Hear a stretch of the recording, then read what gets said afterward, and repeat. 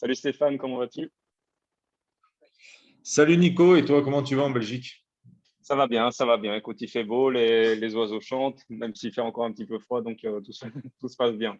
Bon. Euh, Steph, je t'ai invité aujourd'hui pour parler justement du kettlebell lifting, hein, parler un petit peu de la méthode Girevoix, parler un petit peu de la méthode Hardstyle aussi.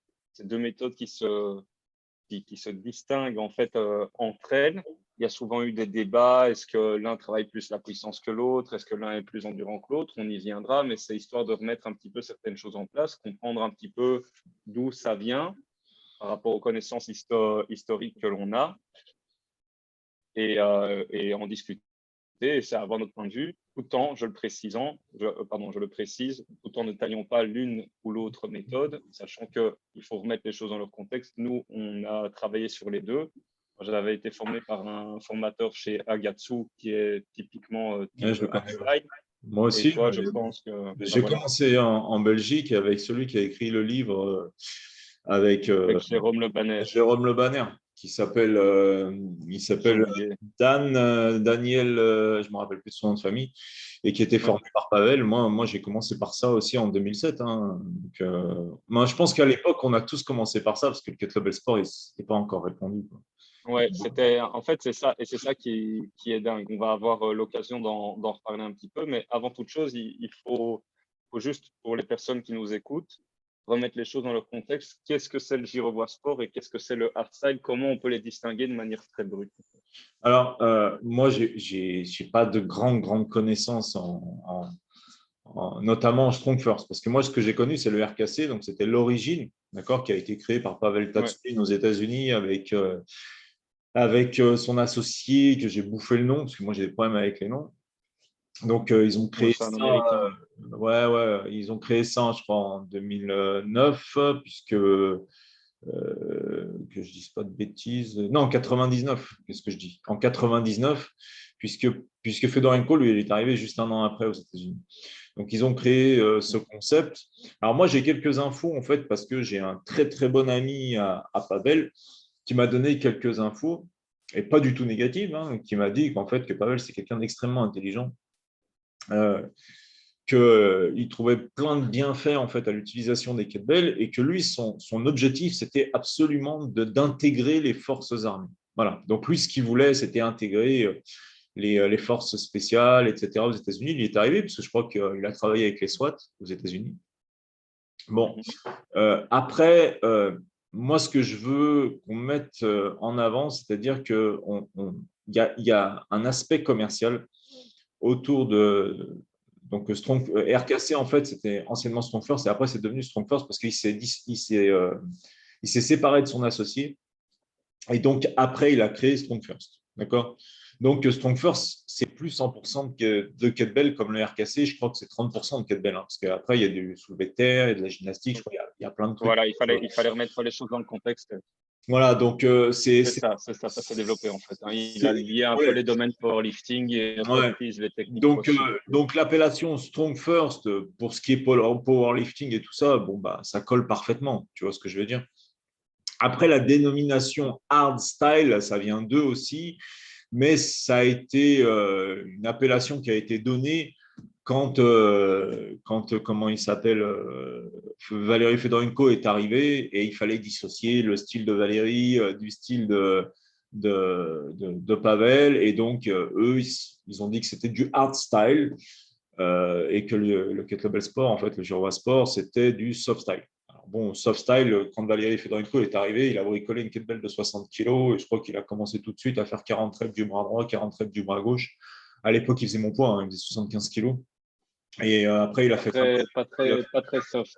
ouais, après, il a fait fabriquer des kettlebells montant jusqu'à 90 kilos. Il n'y a que lui qui faisait fabriquer ça. Et il avait inventé une épreuve qui s'appelait justement Strong Sport. Ça commençait à 32 kilos. Ouais. Tu avais 4 minutes, 2 minutes par bras à faire. Et dès que tu arrivais à, je crois que c'était 10 reps minutes, un truc comme ça, dès que tu arrivais à 20 reps à droite, 20 reps à gauche, tu passais à un level supérieur. Donc, je crois que c'est une des premières épreuves qu'il a créées, le pentathlon étant la dernière, parce qu'il s'était mis aussi à faire du 20 minutes long cycle, donc ce qui se rapproche un peu du semi-marathon qu'on fait nous.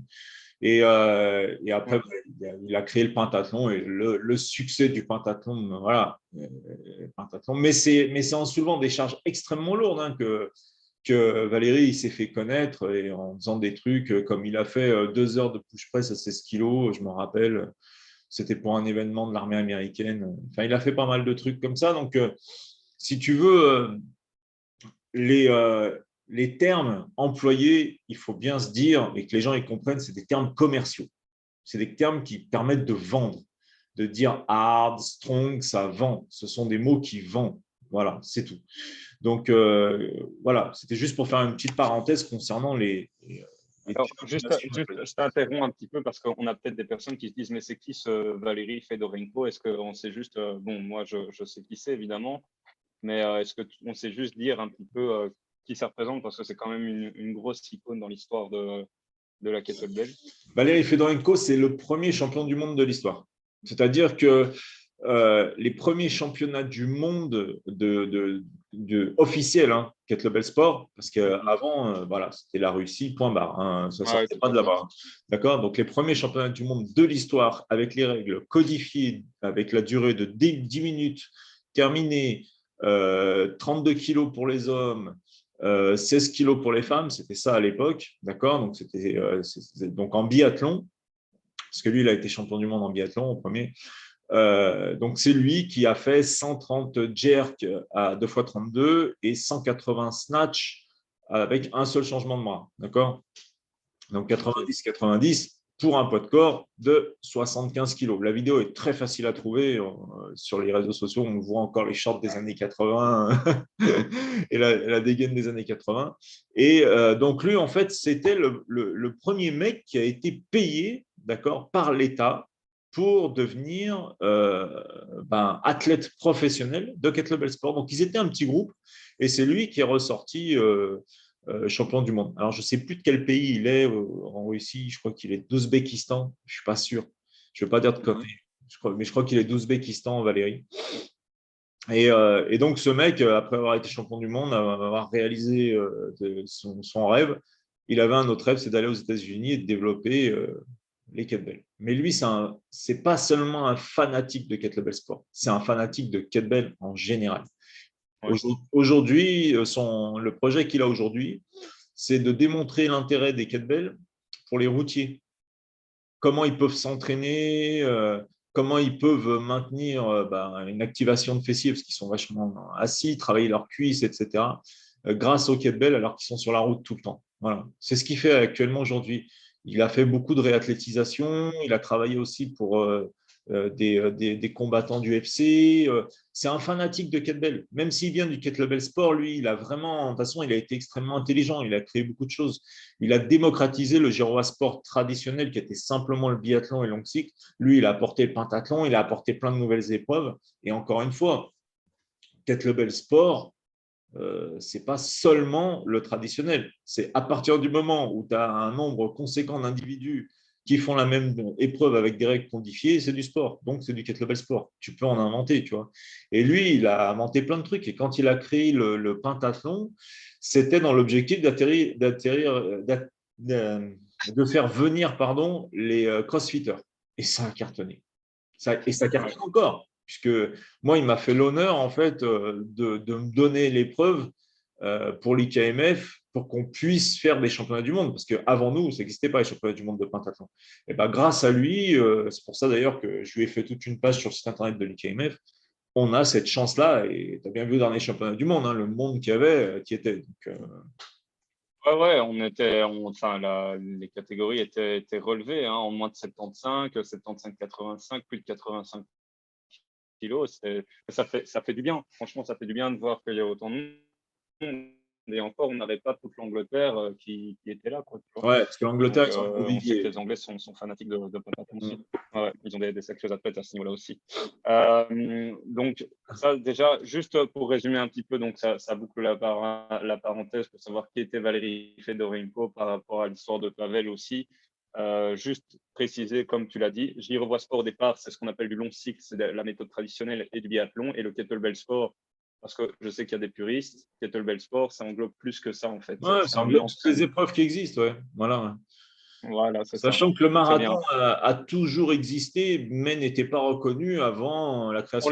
On l'appelait pas marathon. On l'appelait pas marathon. Si, si, C'était déjà dans les années. Il me semble que c'était. si, si, Ah, ça s'appelait déjà marathon? ça s'appelait marathon, marathon, ils disent en russe. Ah bah Et, voilà. et, euh, Voilà. et moi, j'ai rajouté kettlebell devant, parce que c'est pas de la course à pied, donc kettlebell marathon, et comme ça, j'ai pu codifier le truc, et c'est comme ça qu'on a rendu officielle cette épreuve que les deux fédérations existantes de l'époque, l'IUCL et l'IGSF, refusaient de reconnaître. Ouais, tout à fait. L'IGSF est l'une des premières, hein, C'est qui la est en train toute de mourir première. d'ailleurs. Bah, Ouais. maintenant, elle est morte, quoi. Depuis Ouais, Collet ouais, est parti, elle est morte, quoi. ouais, voilà. Mais moi, je faisais partie de l'IGSF, j'étais représentant français de l'IGSF, et ils refusaient. Je me rappelle en 2014, j'avais déjà créé depuis un an l'IKMF, j'avais demandé, donc j'étais prêt à fermer l'IKMF parce que j'avais déjà un vivier de personnes qui voulaient participer. Ils m'ont dit non, non, c'est pas une épreuve officielle, c'est pas du gyrosport. Mais oui, c'est pas du gyrosport. Il y a du monde. Donc, pourquoi vous refusez? Et regarde le succès de l'IKMF, voilà quoi. Je crois qu'il n'y a pas de débat quoi. À Ouais, un moment donné, un sport, il a de la valeur à partir du moment où il y a du monde qui le pratique quoi. ouais, ouais, c'est clair. Je suis tout à fait d'accord avec toi. On va revenir un petit peu aux méthodes donc hardstyle et donc de Pavel RKC qui à l'époque en fait voulait dire Russian Kettlebell Concept Ouais. et puis qui a été Non, remodifié Russian forcément pour Kettlebell des Club. aspects commerciaux. Club. Club, pardon. Et donc pour revenir un petit peu à ce principe-là, c'est souvent qu'on dit oui la méthode RKC, la méthode hardstyle, la méthode Strong First parce que tout ça ce sont des connotations commerciales. C'est pour travailler la force, c'est pour travailler la puissance. Et j'y revois, c'est plus l'endurance. C'est en tout cas le cliché qu'on entend régulièrement. Ouais. En tout cas, c'est ce qui en ressort le plus. Et ben, effectivement, oui, ce sont deux méthodologies différentes, mais je trouve ça réducteur, non seulement parce que, effectivement, moi je me reconnais là-dedans, c'est se dire, oui, on fait du kettlebell sport, donc du kettlebell de compétition, mais c'est un petit peu réducteur de dire, ouais, ça c'est l'endurance et ça c'est la puissance. Quel est ton avis là-dessus? À mon avis, c'est juste un débat commercial, quoi. Ça va pas plus loin. Euh, on va prendre des exemples concrets. Moi, j'aime bien parler de choses que les gens peuvent vérifier, d'accord?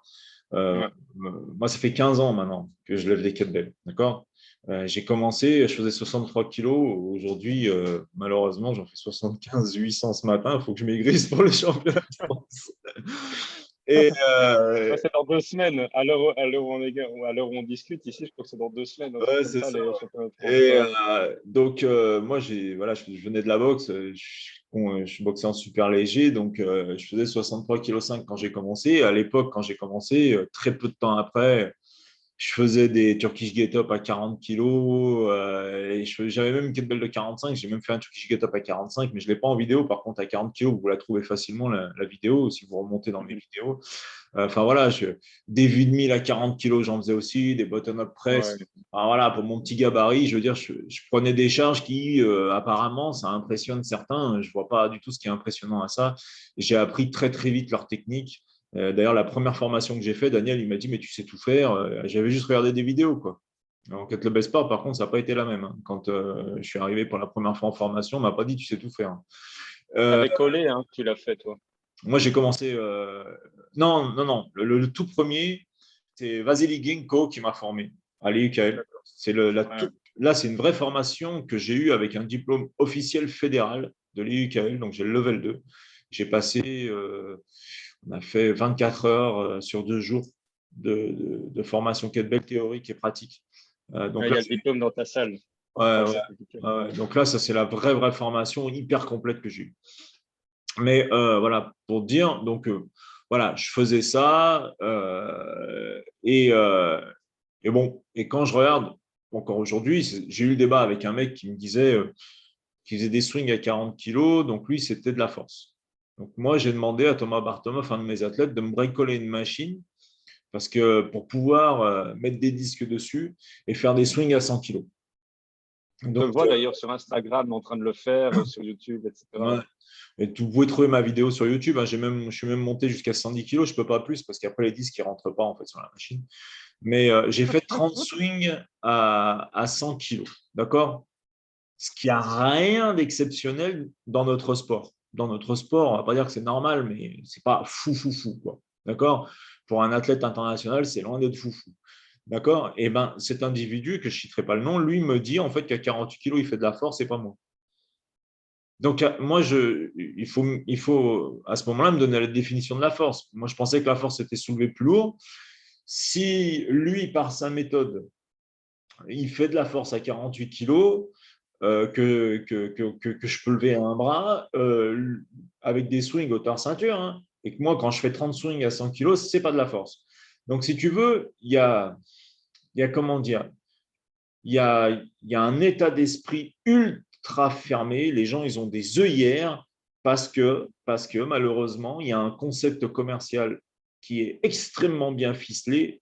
Malheureusement pour nous, parce que en fait, nous, on nous dénigre, Mais et heureusement pour eux. voilà, mais aussi heureusement pour le développement du kettlebell, quoi, tout simplement. Mais si tu veux, on en viendra après. Là, je parle juste de l'aspect commercial, parce que moi, ce que je condamne, c'est l'aspect Ouais, commercial, pas du tout la méthode. Surtout pas d'accord. Strong First, la méthode actuelle, qui est très complète maintenant. Parce que tu vois, il n'y a pas que des kettlebells, donc je ne vais pas critiquer quelque chose qui est complet. Bien sûr, Ce que bien je sûr. critique, c'est l'aspect commercial qui te vend une force surhumaine, alors que les mecs, ils ont des kettlebells. À un moment donné, si tu veux faire de la force, et c'est pas que moi qui le dis, c'est Valérie Fedorenko le disait. Valérie Fedorenko disait, je suis pas un homme fort. Un homme fort, c'est un strongman, un powerlifter.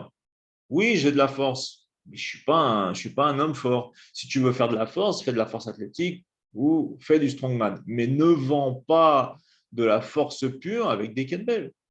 C'est, enfin, c'est ce que je condamne, moi, en fait. C'est qu'ils ont axé leur commerce sur quelque chose qui n'est pas tout à fait vrai. Voilà.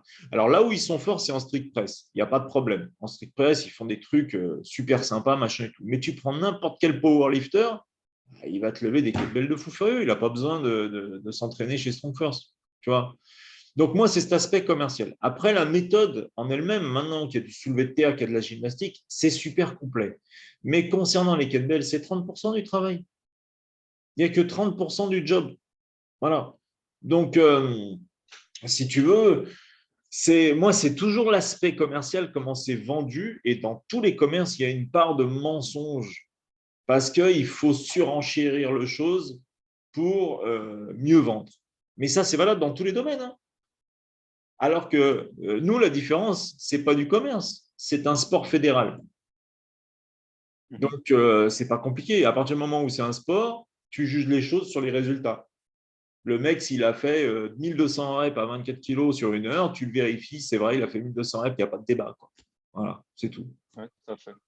Tout à fait. Et d'ailleurs, je vais justement parler un petit peu de tout ça, rebondir un petit peu sur tout ce que tu as dit. Donc, en fait, quand on dit effectivement que l'un c'est plus pour l'endurance et l'autre c'est plus pour la force parce qu'il fait beaucoup de reps dans un non-temps, c'est beaucoup trop réducteur. En fait, la force, il faut comprendre ce que c'est la force. Donc, tu l'as en partie illustré, c'est soulever plus lourd. C'est en fait la capacité de résister ou de déplacer une charge. Fondamentalement, c'est ça la force. La puissance, quand on dit oui, mais non, mais je voulais dire la puissance, le hard-side, c'est plus pour la puissance et le j'y revois pas. La puissance, encore une fois, c'est la force fois la vitesse. Donc, on peut intégrer, certains préparateurs ne sont pas tout à fait d'accord par rapport à ça, mais on peut parler de puissance-endurance. Je pense que ça rentre en ligne de compte. C'est une capacité de déplacer une charge le plus rapidement possible dans un temps imparti. Et Bah, là, moi, on se rejoint un petit peu aussi sur le hard-style et le kettle, quoi, tu vois. Donc, quand toi, on vient nous dire ceci, il faut bien… Pardon, dis-moi. non, mais toi, tu es préparateur physique et moi, j'ai interviewé plusieurs préparateurs physiques et pour eux, la vraie définition française, parce qu'en anglais, c'est toujours un peu différent, mais la vraie définition française du kettlebell sport, c'est puissance-endurance. Ils le disent tous. Oui, La oui, vraie tout à fait. définition, c'est puissance-endurance. Après, selon les épreuves, tu as une connotation d'endurance un peu plus prononcée ou une connotation de puissance un peu plus prononcée. Mais ça va dépendre des épreuves. C'est comme la course à pied entre le sprint et le marathon, tu vois. Donc, effectivement, quand tu es sur du 10 minutes avec 2 kettlebells, là, tu es à fond dans le croisement entre la puissance et l'endurance. Quand tu pars sur du marathon, d'1 heure, par exemple. Là, tu es quand même un peu plus dans l'endurance, surtout que le changement de bras est limité. Quand tu pars sur une épreuve, par exemple, qui va être très courte, comme ce que Valérie avait créé, Strong Sport, où là, tu n'as que 20 reps à faire bras droit, bras gauche avec des charges énormes, tu pars encore plus dans la puissance. Donc, ça va dépendre des épreuves, mais tu as toujours une connotation de puissance-endurance. Il suffit de mettre le curseur au bon endroit en fonction de l'endurance et de la puissance, c'est tout, quoi. Et bien sûr, et puis en plus, il faut bien comprendre qu'il y a une différence majeure entre efficience mécanique et économie métabolique selon l'épreuve. Donc en gros, pour faire simple, hein, pour se faire une idée, pour ceux qui ont du mal à comprendre de quoi on parle, c'est comme comparer un sprinter à un marathonien. Effectivement, le sprinter va mettre une intention directe dans l'effort. Et le marathonien, lui, vu qu'il a une plus longue distance, il va faire en sorte de s'économiser à un haut ratio minute, mais toujours avec une certaine économie, pas se cramer, pas tout donner sur un effort. Mais ça ne veut pas dire, si on fait la parallèle avec le kettle et des athlètes de gyrovoie, que les athlètes de gyrovoie n'ont pas nécessairement de puissance. Et bien du contraire, il y a des exemples qui sont majeurs dans l'histoire que je ne sais pas qui a décidé de les effacer, mais malheureusement, ce n'est pas totalement effacé parce qu'il y avait des témoins. Paulus Georgiadis, à l'heure actuelle, moi je suis désolé, mais je ne pense pas qu'un hardstyler, si on peut les appeler comme ça, a fait le record qu'il a fait. 11 reps avec une kettlebell de 90 kg en jerk à un bras, voilà, 10. C'est monstrueux. Ah, et puis Polo, je le connais très très bien en plus. Hein. Polo, c'est un ami, donc je le connais super bien. Je peux te dire que je l'ai rencontré et tout ça. Donc Polo, on se connaît depuis 2010 et on a dû se rencontrer 4 fois en compétition. Je suis allé en Grèce, je l'ai vu. Voilà. Polo, c'est quelqu'un qui est grand en plus. Tu vois, il a des segments assez longs. Et le jour où il levait la kettlebell de 90 kilos, lui en faisait 85. Donc c'était plus lourd que son poids de corps. D'accord. Quand il a fini, l'écrasement du coude sur sa crête iliaque, en fait, ça l'a fait saigner. Voilà, tu vois, je veux dire, voilà. La vidéo est sur YouTube. Hein. La vidéo est sur YouTube. Hein. Tout ce qu'on dit, il y a moyen de le retrouver sur YouTube. Hein, mais cherchez Valérie Fedorenko, regardez les records qu'il a fait à 70 kilos pour son gabarit, c'est hallucinant. Mais c'est à un moment donné, ça devient énervant si tu veux d'avoir cette étiquette, vous c'est soft, vous c'est de l'endurance quand tu vois des choses pareilles, quoi, tu vois. Parce que c'est comme, oui, bien sûr, mais c'est normal. C'est comme prouver par A plus B à quelqu'un que le ciel il est bleu et que le mec il est tellement endoctriné, il t'a dit non, non, mais moi mon maître il m'a dit qu'il était rouge. Et tu peux même pas essayer de le convaincre en fait. De lui-même il est convaincu que le bleu c'est devenu rouge, quoi, tu vois. Donc à un moment donné, tu peux rien faire. Mais le truc c'est que les faits sont là. Il suffit juste à un moment donné d'ouvrir son esprit et sans pour autant renier sa méthode, mais d'admettre que effectivement, il y a peut-être une erreur sur quelque chose. Encore une fois, moi, je vais pas.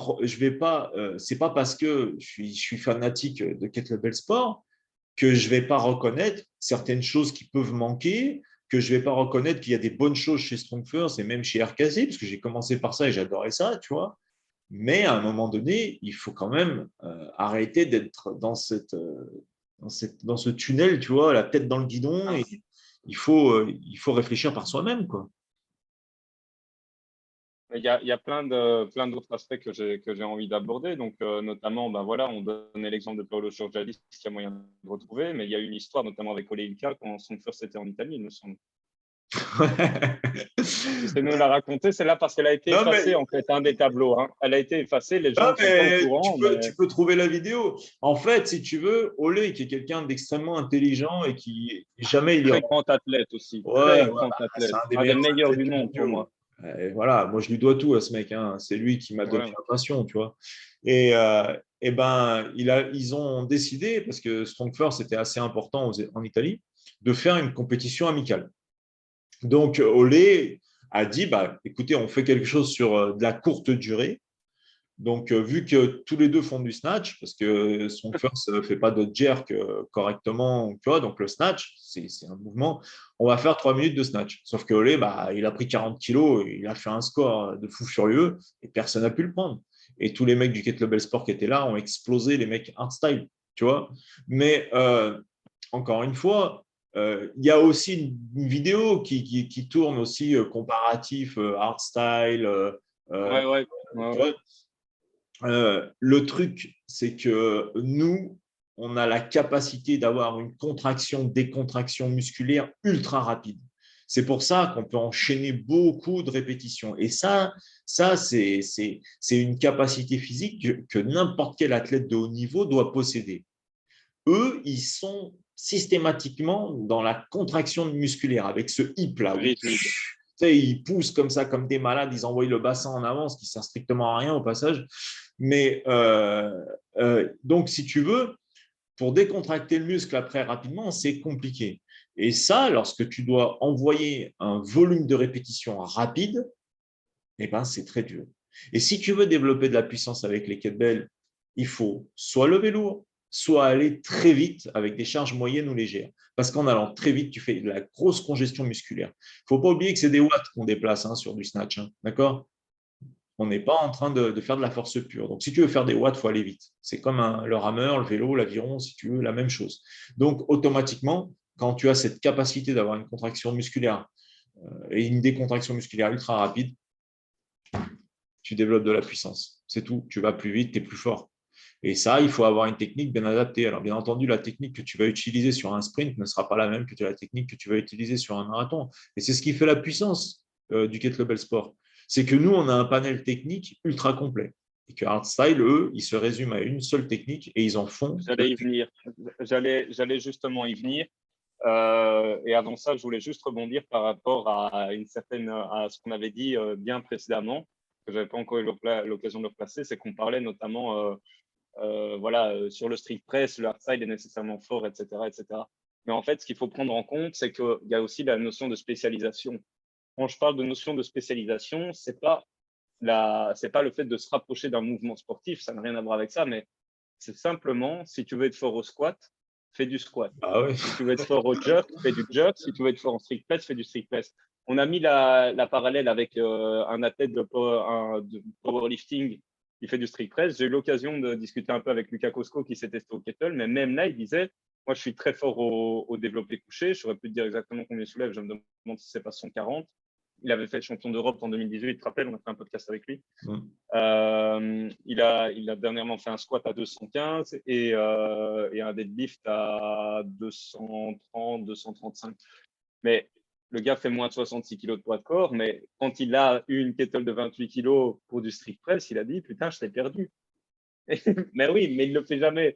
Il le fait jamais. Donc, voilà, c'est ça la notion de spécialisation. Et tu veux être fort dans un domaine, ben, entraîne-toi sur ce domaine en particulier. Et si tu veux être fort devant Netflix à glander toute la journée, ben, entraîne-toi à glander toute la journée devant C'est Netflix. ce que j'ai démontré sur ma chaîne YouTube en invitant que des hommes forts, comme Baptiste Voilà. Marchais, comme les Strongman, Aurélien Lejeune, voilà. Tango.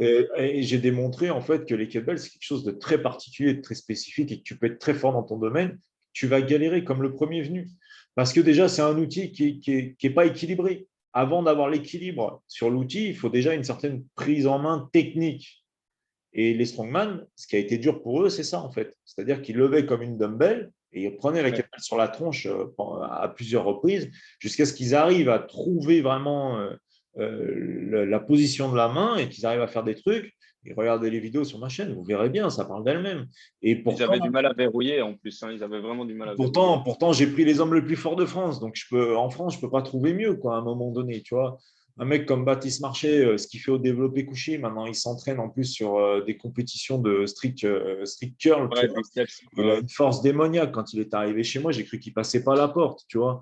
Le mec, il m'a dit ma force, et il le dit dans la vidéo, ne sert à rien dans ce domaine. Tu vois. Et encore une fois, on est sur quelque chose de très, très, très spécifique. Donc, et au même titre que nous, on va galérer dans leur domaine, on n'y arrivera pas du tout, tu vois. C'est normal, ça, c'est tout à fait normal. Chacun Bien son sûr. métier.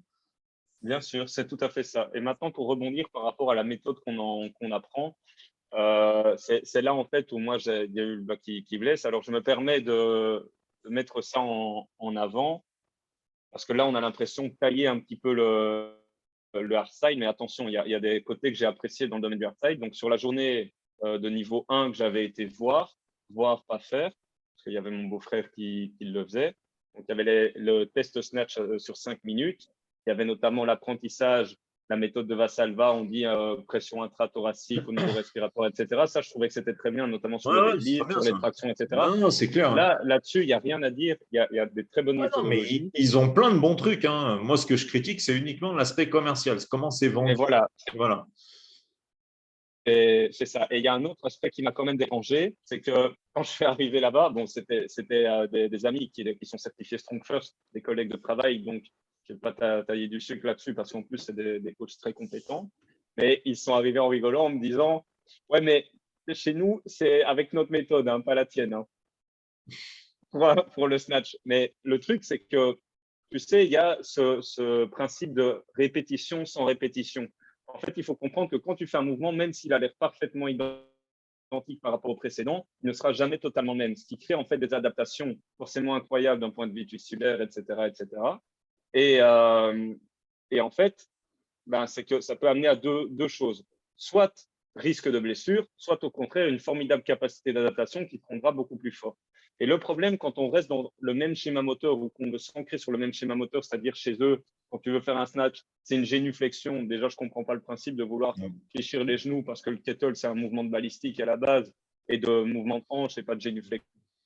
Enfin bref, il peut y en avoir une petite mais très légère. Ici, on l'accentue. Rester bien droit, pas partir sur un plan croisé ni sur un plan frontal et rester uniquement dans ce plan-là, ben, à terme, avec l'accumulation de fatigue, ben, c'est là que tu risques de te blesser parce qu'à un moment, tu vas vouloir compenser, tu vas peut-être vouloir aller chercher un plan croisé et c'est là que ça se blesse. Et quand on regarde les meilleurs athlètes, et je prends l'exemple d'Abigail Johnston, pardon, c'est que cette femme est incroyable. Et si tu regardes son snatch, elle n'est pas du tout en train de fléchir les genoux, elle n'est pas du tout en train de se mettre devant et de snatcher bien droit et faire retomber la kettlebell. Elle part sur un plan croisé, elle revient dans l'axe, elle change, elle a une capacité d'adaptation absolument incroyable. Alors, je n'ai pas envie de partir sur le biais du survivant en se disant, ouais, il donne que cet exemple, donc c'est celui-là qui est bon. Mais on a une multitude. Tu as Sergei Rudnev, tu as Ivan Markov, tu as Ole Ilka, tu as Thomas Bartomov. Enfin, je veux dire, et des noms comme ça, je crois qu'on peut en donner sans tomber dans l'excès, des centaines, des Regarde centaines. Hugo, regarde la technique que Hugo est là. Aujourd'hui en France, Hugo, c'est le seul en snatch à avoir fait 2 heures à 20 kilos de snatch. D'accord. Ouais, Hugo, ouais. techniquement, ce n'est pas la plus grande référence qu'on a, mais il a adapté une technique à son corps qui fait que le mec, déjà, il ne met pas de magnésie, tu vois. Ouais. Voilà. Tu vois, le snatch, il a des centaines de possibilités techniques, mais il faut bien comprendre une chose. Une kettlebell, ce n'est pas une haltère. Et de par sa forme, vous avez une boule avec une poignée, ça bouge comme ça. D'accord. De par sa forme, si vous ne faites pas contrepoids avec la charge systématiquement, vous allez avoir un retour qui va vous exploser. Parce que on a quelque chose, en fait, où le corps doit fonctionner comme un pendule. On ne peut pas rester droit. Il faut systématiquement contrebalancer. Prenons l'exemple du double half snatch. Si tu ne fais pas un contrepoids avec ton buste en arrière, tu tombes en avant. C'est pas plus Mais compliqué. c'est une très bonne remarque. C'est une très bonne remarque. D'ailleurs, aujourd'hui, tu mets une technique hardstyle, donc génuflexion, où effectivement tu gardes le dos bien droit. Ça aussi, on en reparlera, hein, la modulation de la courbure lombaire, etc. Donc, garder le dos bien droit, descendre, pas vraiment en squat, mais plus comme un soulevé de terre avec une génuflexion plus prononcée et tirer, donc finir avec une extension où il n'y a pas de squat, de pendule, donc en gros de contrebalancier, on finit droit avec les hanches et le dos. Les kettle, elles ne montent pas. Hein. Non. Les kettle, elles ne montent pas. Il faut arrêter. Il y a un moment, Tu sais, ce n'est pas possible. Quoi. moi, j'en viens à me poser la question, en fait, et me dire, en fait, que ces techniques-là, ce sont des exercices d'assistance pour une autre discipline. Comme pour Voilà. le soulevé de terre, ou voilà. C'est Voilà. pour ça que je ne condamne pas, parce qu'il y a un intérêt, et quelque chose d'intéressant, mais pour une autre discipline, mais pas pour la pratique en elle-même des kettlebells. La forme de l'outil t'impose de faire contrepoids en permanence avec la charge. Je parle sur les mouvements balistiques, hein, mais c'est obligatoire. Si tu ne fais pas contrepoids avec la charge, si tu as un petit gabarit comme Thomas qui fait 60 kilos, aujourd'hui, il se met à faire du double half snatch. Il y a 48 kilos. S'il ne fait pas contrepoids avec la charge, il tombe en avant, le garçon. C'est quasiment son poids de corps. Enfin, Mais voilà, il y a un oui, moment. c'est pas possible de faire autrement. Et on parle pas, on parle en plus d'une charge, que je ne dise pas de bêtises, bilatérale. En fait, enfin non, c'est pas bilatéral, mais en tout cas, il y a une dissociation. C'est que c'est une kettlebell dans chaque main. C'est pas une barre, Voilà. c'est pas unifié le poids. Donc là, tu n'as vraiment pas le choix. Si tu es avec une seule kettlebell, tu peux te mettre légèrement, tu vois, de côté, Ah, tu vois, jouer avec. Mais quand on a deux, tu n'as pas le choix. Il faut faire un contrepoids de fou feu. Moi, ma gamine, elle a 11 ans. Là, on la prépare à 2 fois 8 kilos. Je la surclasse parce que 2 fois 8 kilos, c'est à partir de 13 ans.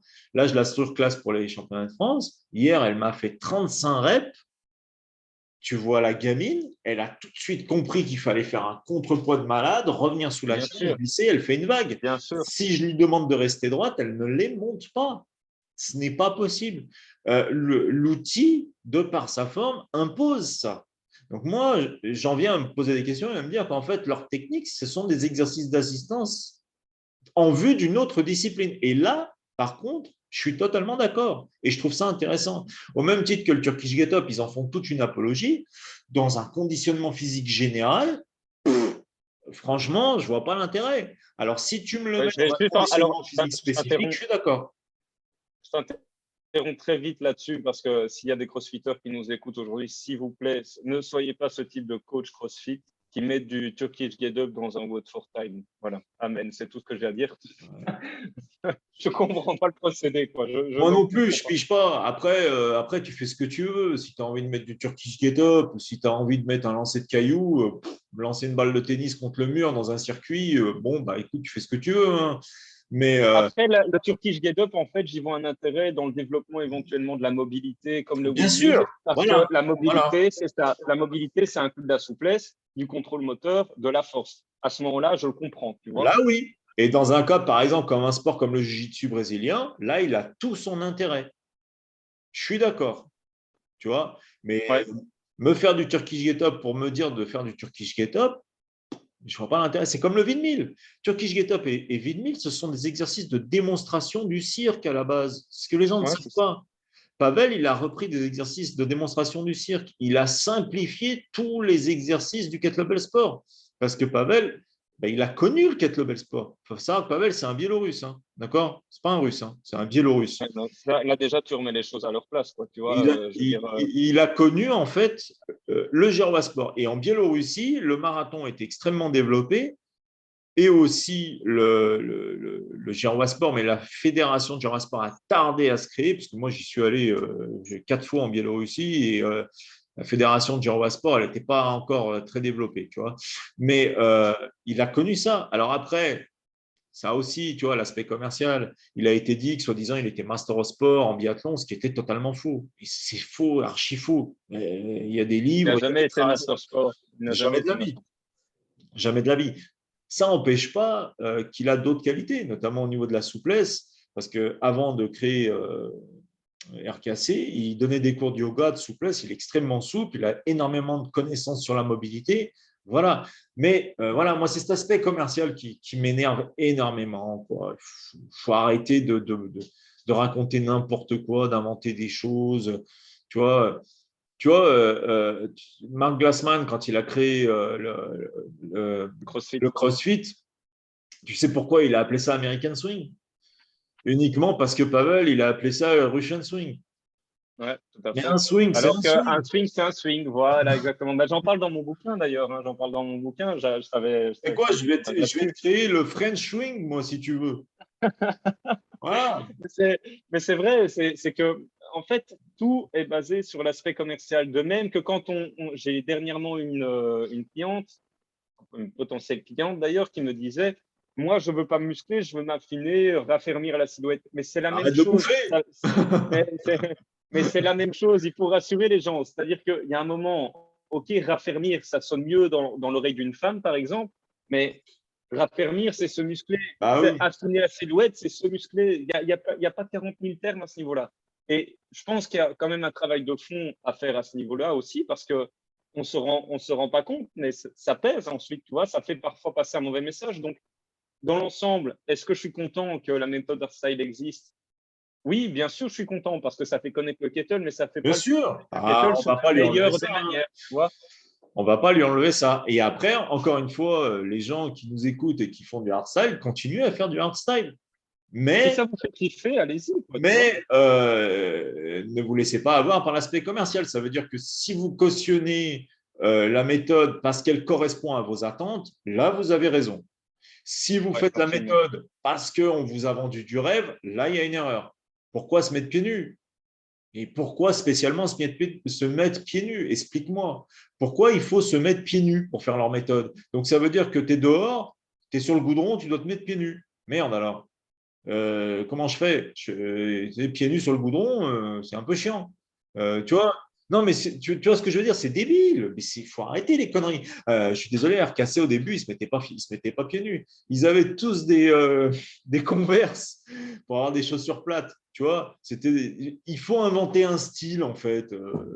Arrêtez, Ouais, arrêtez. ça, je sais pas si ça existe encore, mais effectivement, c'est un peu what the fuck quand même, tu Non, vois. mais c'est juste pour s'inventer un style, s'inventer une communauté, etc. Moi, j'ai qu'une chose à dire. Les kettlebells, elles n'ont pas de limite technique. La seule limite, c'est votre corps, vos blessures, vos pathologies. D'accord? Moi, j'ai une hanche très, très, très abîmée. Tu le sais, beaucoup de gens le savent. Je dois avoir une prothèse. On me dit tout le temps, il faut que tu te fasses opérer maintenant, ça ira mieux. Je refuse. J'ai vraiment une grosse perte d'amplitude. Je suis toujours en compétition parce que j'ai adapté ma technique, j'ai trouvé un moyen. Certes, je progresse moins vite que les autres parce que je ne peux pas utiliser mes jambes, je ne peux pas les renforcer, mais j'y arrive. Donc, à un moment donné, faites et utilisez les kettlebells en fonction de vos capacités. C'est tout. Et pas en fonction de la meilleure méthode. Parce que c'est pareil en kettlebell sport. Hein. Parce qu'à un moment, il y avait des courants de pensée. Ouais, il faut faire le snatch comme ça, il faut faire le snatch comme ça. Non, non, non, non, non. Chacun a sa technique. Anasenko, quand il est arrivé avec sa technique où il fléchissait énormément sur les genoux, Ouais, incroyable, tout le monde s'est mis à incroyable. copier. Mais c'était la technique d'Anasenko. Et aujourd'hui, qu'il a plus de 40 ans, il ne fléchit plus sur les genoux de la même manière. Tu vois? Donc, c'est ça ce qu'il faut vous dire. Il y a une technique pour tout le monde. Il faut juste ne pas être fermé d'esprit et de rentrer dans un courant de pensée parce que c'est la mode ou parce qu'on vous a vendu quelque chose. Les kettlebells, c'est ce qu'il y a de plus polyvalent pour l'homme et pour la femme. Hein. C'est ce qu'il y a vraiment de plus. Et puis pour les non-binaires aussi, hein, je n'oublie personne. C'est ce qu'il y a de plus polyvalent. D'accord? Il y a une possibilité technique infinie. Il suffit de travailler et trouver sa propre technique. Il y a des bases à respecter et après, chacun peaufine sa technique. Je reviens à Hugo. Hein. Hugo, il n'a pas une technique de fou furieux. C'est pas ce qu'il y a de plus beau à voir, mais il a trouvé Sa sa. mobilité d'épaule est complexe, hein, mais pourtant, c'est un homme très fort. Hein. Et pourtant, Donc, voilà, le mec, il est capable de faire des trucs de fou furieux en snatch. C'est le meilleur snatcher qu'on ait en France. Hein. En tout cas, il n'y a pas mieux. il est, ouais, après, dans le monde, je sais pas, mais en Europe, déjà, Moi, il je est parle sur en un France. très bon Je niveau. parle en France. Voilà. En Ouais, France, c'est le meilleur qu'on ait. On n'a pas mieux en France que Hugo. Hugo, c'est lui le patron du snatch en France. Il n'y a pas ouais, de. il n'y a C'est pas tout. débat. Ouais, tout à fait, je suis d'accord avec toi. Ben, écoute, dans l'ensemble, on a, donc pour résumer, effectivement, on ne pas s'attarder sur une méthodologie, une méthode d'entraînement. C'est pas parce qu'on vous dit de fléchir et rester dans tel plan et que la kettle doit être bien droite, etc., que c'est forcément la meilleure, même si c'est mon pavel qui ressort. A contrario, Hardstyle n'a pas que des mauvaises pensées, c'est plus l'aspect Absolument commercial pas. qui nous dérangeait. Au niveau kettlebell, c'est ça qui nous dérangeait le plus. N'oubliez pas que Russian Swing et American Swing sont encore une fois des méthodes commerciales pardon, et que en gros, un swing est un swing, peu importe, que ce soit un swing à hauteur ceinture, à hauteur du torse, Il y a à hauteur des, au-dessus de la tous les tête. swings qui existent. Moi, j'ai fait une vidéo là-dessus par rapport à un coach sportif en France dont je ne citerai pas le nom, mais qui disait qu'il fallait apprendre à faire des swings à genoux au début. Enfin, le mec, voilà quoi. Et le problème, c'est que le mec, il est tellement connu par rapport à son passé que du coup, les gens gobent tout ce qu'il dit parce qu'il a été bon dans un autre domaine. Je suis désolé, mais ça marche pas comme ça. C'est pas parce que tu as été bon dans la pâtisserie que tu es un bon mécanicien. Il faut arrêter. Du coup, j'avais fait une vidéo en montrant. La vidéo est dégueulasse d'image en plus. Hein. Tu sais, moi, je ne suis pas trop dans la forme, dans ce que je fais.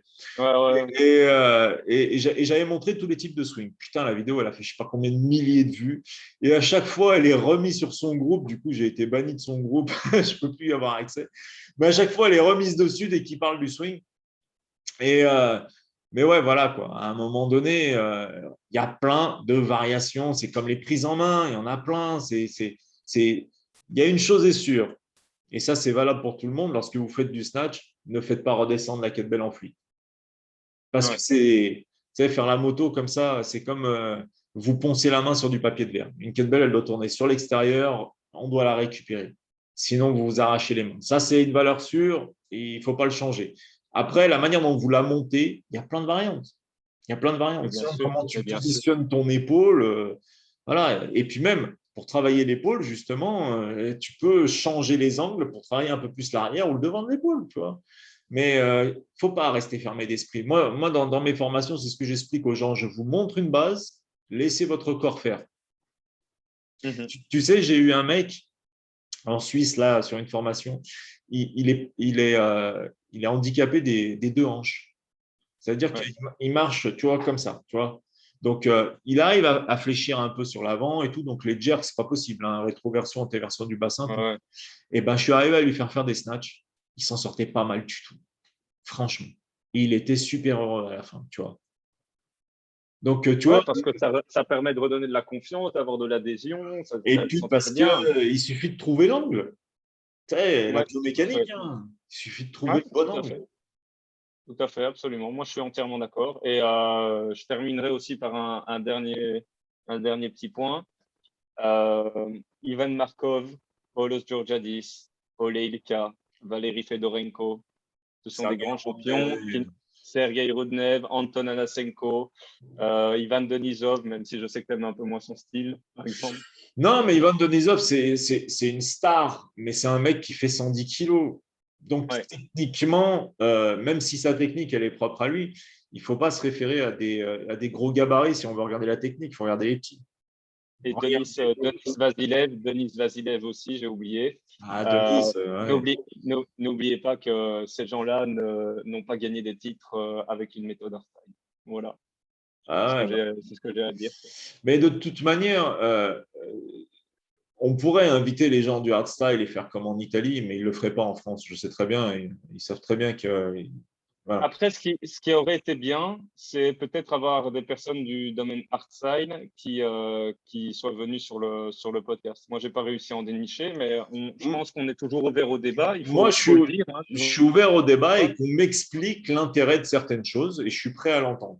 Après, il faut qu'eux Et aussi. je suis prêt à l'entendre et je suis prêt à changer mon état d'esprit par rapport à Ah, bien certaines choses. sûr. Peut-être qu'on Ah, est complètement mais dans le faux et voilà, mais je demande que à avoir tort, hein, moi. Hein. Je vais te dire un truc, c'est lorsqu'on apprend qu'on a tort qu'on continue d'évoluer, hein, tu vois. Donc, absolument, il absolument. n'y a pas de problème. Maintenant, il faut aussi pas être de mauvaise foi. Ouais, Parce que voilà, nous, on peut prouver des choses. Et notamment l'étude scientifique qu'on commence au mois de mars ouais, chez toi en voilà. Belgique à l'Université des sciences. Là, on part sur une étude scientifique. Là, on est juste en train de débattre entre deux spécialistes de kettlebell, mais là, on part sur une étude scientifique. Et donc là, on va démontrer la capacité de puissance d'un mouvement qui est le double half snatch. Et c'est une étude scientifique. Là, ce n'est pas juste un débat. Donc, moi, j'aime bien quand il y a un débat, mais qu'il y a des preuves à l'appui, au moins des vidéos. Voilà. Et qu'on prenne en compte sur ces vidéos l'âge de la personne, son poids de corps, son passé sportif. Parce que quand tu as un ancien powerlifter qui a un minimum de souplesse et qui se met à faire du hardstyle, il sera bon tout de suite une fois qu'il a assimilé la technique. Bah ouais, et le mec, s'il a soulevé 400 kilos en soulevé de terre, il n'aura pas de problème à faire des swings, tu vois. Donc, il faut toujours remettre les choses dans leur contexte. Et après, pas de problème. Mais il ne faut pas être de mauvaise foi. Moi, je suis prêt à entendre, je suis prêt à reconnaître. Et encore une fois, je pense que leur technique, c'est quelque chose en fait de très spécifique à une autre discipline. Et là, si c'est le cas, alors je valide à 200%. Ouais. Ok, ben écoute, je pense qu'on a tout dit. Tu as peut-être un petit mot de fin ou autre chose? Ben, un mot de fin, ouais, on va dire qu'il y a des championnats du monde qui se préparent en avril en France et également en 29 avril, Belgique. le 29 avril en dessous de Lyon. Donc n'hésitez pas à Voilà. venir voir si vous voulez vous intéresser un petit peu. Ce n'est pas tous les jours qu'on a des championnats du monde en France. Donc Et puis ben, en les personnes novembre en de Lyon, Belgique. allez-y, quoi. Ouais, Et en Belgique novembre. en novembre. Voilà. Donc, on a la possibilité maintenant à l'IKMF d'avoir deux championnats du monde par an avec des épreuves différentes à chaque fois. Et, euh, et puis voilà. Et puis, on travaille à mort au développement du double half snatch parce qu'on a trouvé le mouvement où les gens du traditionnel et les mecs de l'IKMF sont d'accord sur la difficulté de l'épreuve. Et ça, eh ben, j'ai trouvé le fil conducteur et j'en suis très heureux. C'est pour ça qu'on fait aussi cette étude, parce que d'un point de vue aussi préparation physique, voir le transfert qui peut être intéressant dans les autres disciplines à travers ce mouvement-là. Et ça, c'est vraiment mon projet à venir, c'est-à-dire développer le double half snatch, parce que on a quelque chose, on tient quelque chose de lourd là. Et la science va nous le démontrer. Mais la science, Ouais. pas les commerciaux. Voilà. La complémentarité entre la science et le terrain, justement, elle est là. Voilà, bah écoute, parfait. Je pense qu'on a tout dit. Merci, Steph. De toute façon, moi, je serai à l'Open international de France aussi Yes, dans on se une voit semaine. là-bas. Donc, Et puis on se ouais, revoit une semaine après en Belgique, après pour l'étude. voilà, ça va faire beaucoup d'allers-retours, hein. Ouais, Mais bon, c'est voilà, clair. ça marche. Super. Eh ben, je pense qu'on a tout dit. Merci beaucoup. C'est moi Et qui te puis, euh, remercie. et puis je te dis à très vite. À bientôt, mec. Ciao. Voilà, c'est fini.